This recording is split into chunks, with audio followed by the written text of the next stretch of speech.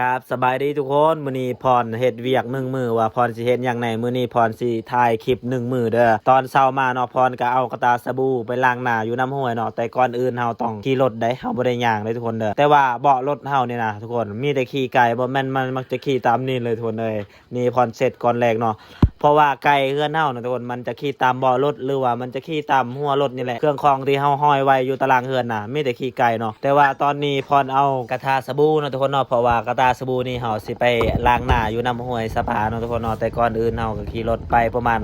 200 เมตร300 เมตรนี่แหละทุกคนเอ้ยมันก็บ่ได้ไกลปานใดแต่ว่าย่างก็ใกล้อยู่พอดีออกกำลังกายเนาะแต่ว่าเฮาตื่นเช้ามาเฮาขี้คร้านย่างทุกคนเฮาต้องขี่รถก่อนเนาะแต่ว่าตอนนี้ใกล้สิฮอดแล้วทุกคนนี่เส้นทางที่เฮาขี่ไปห้วยเนาะทุกคนเนาะห้วยสะพานเนาะตอนเช้านี่นะคอยสิถ่ายคลิปเกี่ยวกับเฮ็ดเวียก1 มื้อในเฮือนเฮาเนาะว่าเฮาสิเฮ็ดหยังแน่แต่ตอนนี้ยังบ่ฮอดนำเทื่อเนาะแต่ว่าตอนนี้เฮาย่างลงนี่นำห้วยสะพานเนาะทุกคนเนาะ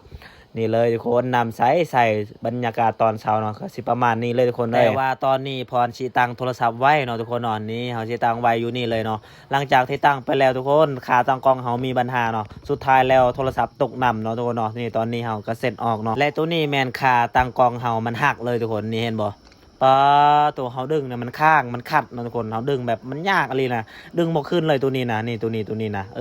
คอยดึงบ่ขึ้นก็เลยมันหักเนาะโทรศัพท์ก็ตกใส่น้ำเลยเนาะสุดท้ายพรกับบ่มีขาต้องกล้องเนาะพรก็เลยเอาโทรศัพท์จับเอาทุกคนเลยตอนนี้ทูแค่เนาะบ่มีตากล้องนะขาตั้งกล้องมันหักก่อนทุกคนมื้อนี้นะคอยสิถ่ายคลิปให้เบิ่งเบิดทุกอย่างที่คอยเฮ็ดในมื้อนี้ก่อนอื่นก็เอาสบู่พอคารอบอกต่อเนาะเฮาก็สิล้างหน้าทุกคนในตอนนี้เอาอย่างเพิ่นว่าวิกเนาะวิกผมเนาะเฮาก็เลยมันแบบนี้เลยเนาะเพราะว่าเฮาบ่ให้ผมเฮาเปียกนะตอนนี้ก็ล้างหน้าแบบนี้เลยทุกคนล้างหน้าก็เอาสบู่พอคารอเนาะตีพอกหน่อยนึงเฮาก็ใส่หน้าแบบนี้เลยทุกคนฟองมันหลายแต่ว่า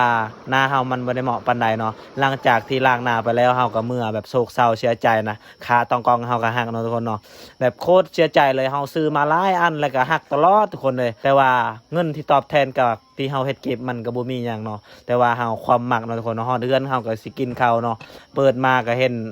นั่งงัวอะไรกับหน่อไม้ทุกคนเลยตอนนี้เฮาก็กินข้าวทุกคนเลยนี่เลยตอนนี้ก็เปิดกินข้าวกับร้านได้แต่ว่าร้านเฮามันบ่เห็นเนาะเฮาตั้งกล้องเอานะเพราะว่าบ่ได้กำกับเนาะหลังจากที่กินข้าวไปแล้วอายเฮากำลังจัดเมเฮียอยู่เนาะแต่ว่าส่วนอายเฮาผู้ที่สองผู้นี้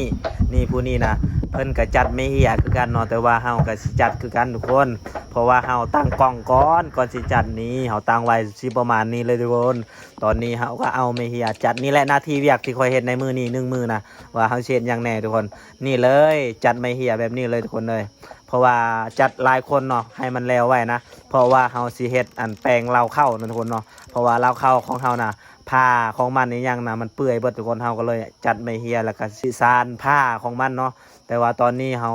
จัดแล้วเฮาก็งัดให้มันกลมๆเนาะทุกคนเนาะ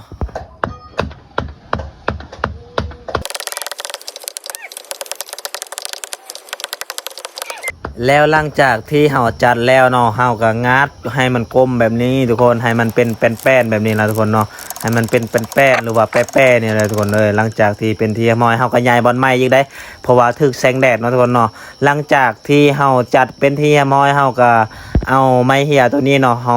ไว้บอลที่ว่าบอลที่เฮาเคยไว้เนาะทุกคนเนาะนี่เลยทุกคนเวียกพรที่เฮ็ด1 มื้อนะในมื้อนี้เนาะก็สิประมาณนี้เลยทุกคนเพราะว่าเวียกพรเฮ็ดอยู่เป็นเวียกเฮือนง่ายๆซะเว้าง่ายซะเป็นเวียกเฮือนเนาะเพราะว่าพรจัดไม่เหี่ยสิแปลงเราเข้าเนาะเราเข้าก็เบิดเปื่อยแล้วทุกคนเลยเวียกตัวนี้แหละพรว่าเฮ็ดเวียก1 มื้อนะสิถ่ายให้เบิ่งมีแต่ซ้ำนี่แหละเวียกที่เฮาเฮ็ดทุกคนเลยตอนนี้เฮาก็เรียนเป็นที่ลำดับแบบนี้เลยทุกคนนะเพราะว่าเฮาทิ่มทรายมันก็บ่ได้งามเนาะมันก็สิบ่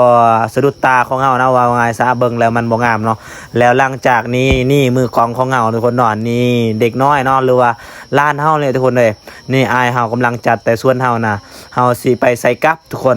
ใส่กับเฮาตอนแรกเดี๋ยวเฮาไปใส่กับทุกคนเนาะบ๊ายบายคลิปเฮาก็มีแต่ซ้ำนี่ในคลิปเฮ็ดเวียก1 มื้อแล้วคนนอนบ๊ายบาย